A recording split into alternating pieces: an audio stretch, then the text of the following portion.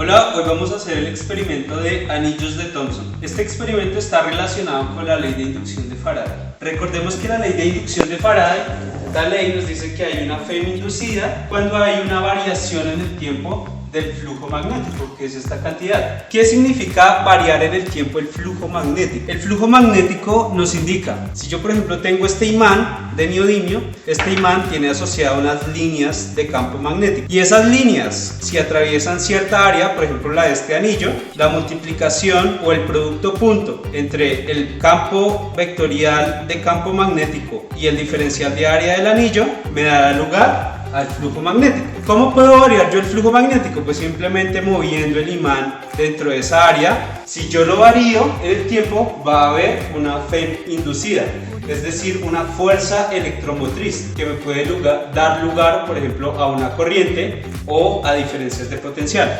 Una manera fácil de ver este fenómeno es con estos LEDs que tiene acá una sección de área. Tenemos un cable enrollado con unos LEDs y efectivamente si variamos el flujo magnético moviendo el imán dentro de esa área, pues efectivamente hay una FEM inducida y hay lugar a que se enciendan los LEDs. Claro, aquí hay un menos que nos indica que esa FEM inducida se opone a la variación del flujo magnético. Por eso, cuando yo ingreso este imán en esta dirección, se encienden los LEDs azules y si lo retiro, se encienden los verdes.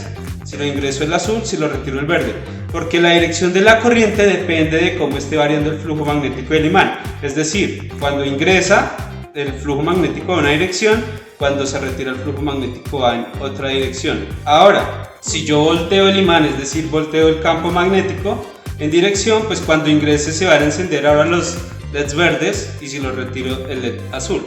¿Sí? Esto es hasta ahora es ley de inducción. ¿Y qué tiene que ver con esto?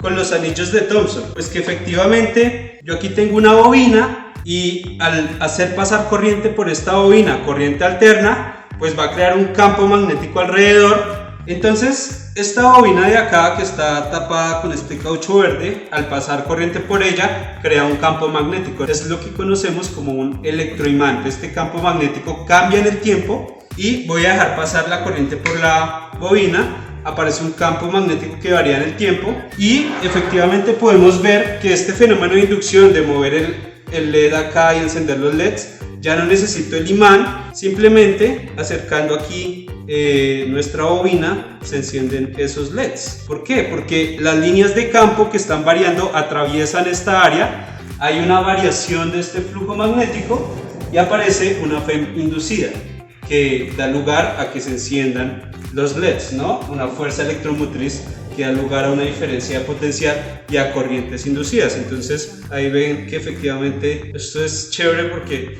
es como una manera inalámbrica de pasar la electricidad, ¿no? Pues por las líneas de campo magnético que están variando en esta área, entonces hay una variación del flujo magnético. Ahora, ¿qué es lo chévere de los anillos de Thomson? Cuando yo tengo un anillo conductor, ¿sí?, que no interactúa con un campo magnético, por ejemplo, este anillo conductor no interactúa con un campo magnético, es aquí claro que con este imán pues no se queda pegado, ¿no? Es un anillo de aluminio. Cuando yo tenga este anillo de aluminio, acá las líneas de campo van a atravesarlo y variando dentro de él va a dar lugar a que se muevan los electrones del anillo, como se movían los electrones acá en la bobina y veíamos que se encendían los LEDs, pero bueno, aquí no hay LEDs.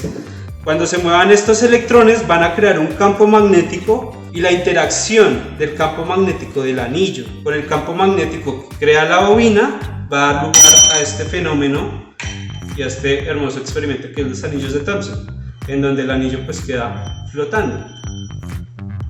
Entonces, nótese que yo lo jalo hacia abajo inclusive y se ve claramente que el anillo está flotando dado el fenómeno de inducción. Este experimento se explica gracias a la ley de inducción de Faraday. Por ejemplo, si yo coloco un anillo de cobre que sigue siendo un anillo conductor, vemos el mismo fenómeno, ¿sí? Implica que las cargas se mueven en el conductor y en cambio, si coloco un anillo que está hueco, pues no hay lugar a que se cierre el circuito y a que las cargas den toda la vuelta y pues este anillo hueco no flotaría, ¿sí? Como si lo hace este anillo o este anillo. si yo aumento, por ejemplo, dejemos estos dos.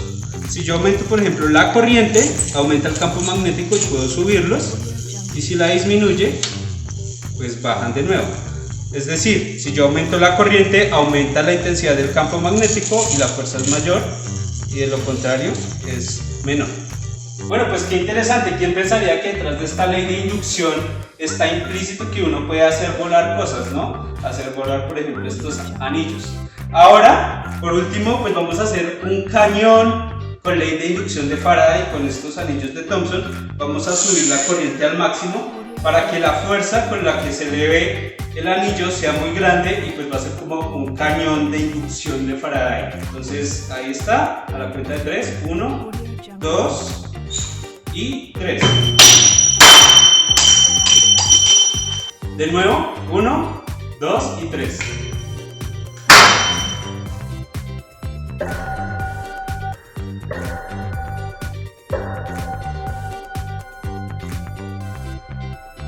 Audio Jungle.